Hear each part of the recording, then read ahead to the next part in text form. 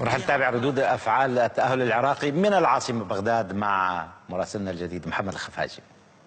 طبعا الاداء جيد جدا ممتاز، الحمد لله اداء تصاعدي من المباراه الاولى للمباراه الثانيه، ولكن يعني نتامل خير بالمباراه القادمه، وان شاء الله الكاس الخليج ان شاء الله عراقي. اعتقد يعني منتخبنا على هذا المستوى وعلى هذا الاداء مع ملاحظات على بعض اللاعبين، اعتقد سائرين نحو التتويج الحقيقه.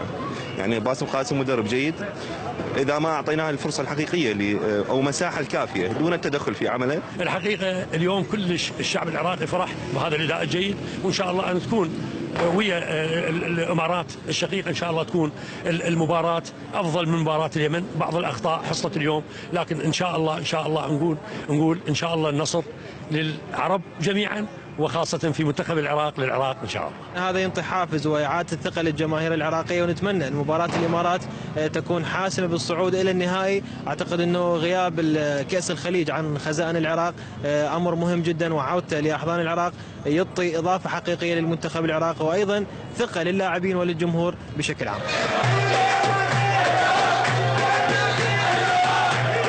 نمشي عندنا الرؤية واضحة، تشكيل الشباب والمنتخب ان شاء الله باداء متصاعد ان شاء الله للنهائي يا رب العالمين، وهاي فرحتهم ما عندنا غير فرحه، بس المنتخب يفرحنا. على ما اعتقد اليوم الجنرال باسم قاسم لعب تشكيله ثالثه، يعني 3 مباريات كل مباراه تشكيله، واليوم التشكيله الثالثه اللي هي 4-4-2 والحمد لله نجح بها.